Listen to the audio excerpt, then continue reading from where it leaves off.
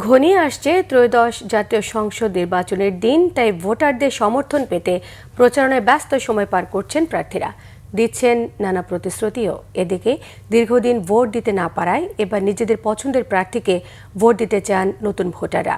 প্রতিনিধিদের পাঠানো তথ্য ছবিতে নাজমুল নিশানের ডেস্ক রিপোর্ট। নরসিংদীতে গণসংযোগ ও উঠান বৈঠক করেছেন বিএনপির মনোনীত প্রার্থী ও দলটির যুগ্ম মহাসচিব খায়রুল কবির খোকন। তিনি বলেন, বিএনপির বিরুদ্ধে অপপ্রচার চলছে, কিন্তু সবকিছু উপেক্ষা করে মানুষ ধানের শীষে ভোট দিবেন।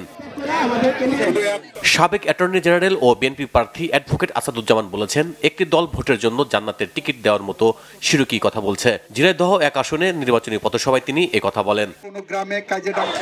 ত্রয়োদশ জাতীয় সংসদ নির্বাচনে ঝালকাঠি ২ আসনে বিএনপির মনোনীত প্রার্থী ইশরাত সুলতানা ইলেন ভুট্টো, প্রতিদ্বন্দ্বী জামায়াতে ইসলামীর প্রার্থী শেখ নিয়ামুল করিম ও ইসলামী আন্দোলনের প্রার্থী ডাক্তার সিরাজুল ইসলাম সিরাজি গণসংযোগ ও প্রচারণা চালিয়েছেন। শহরের বিভিন্ন স্থানে ভোটারদের নানা প্রতিশ্রুতিও দেন তারা। ধানের শীষ প্রার্থীকে বিজয়ী করার আহ্বান জানিয়েছেন বিএনপির কেন্দ্রীয় নির্বাহী কমিটির স্বেচ্ছাসেবক বিষয়ক সম্পাদক মীর শরাফত আলী সপু। মুন্সিগঞ্জের শ্রীপুরে নিজ বাড়িতে দোয়া ও নির্বাচনী বিষয়ক আলোচনা সভায় তিনি একথা বলেন।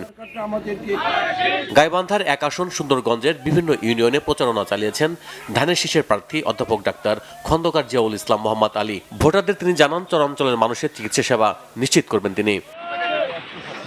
এদিকে খাগড়াছড়ির আসনে বিএনপির মনোনীত প্রার্থী ওয়াদুদ ভুঁইয়া বলেছেন, জনগণ সিদ্ধান্ত নিয়েছেন আগামীতে তারেক রহমানের নেতৃত্বে বিএনপি সরকার গঠন করবে।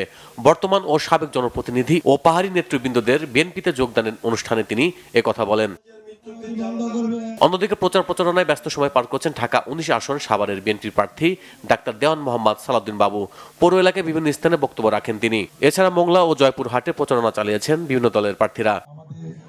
Bangla vision news desk.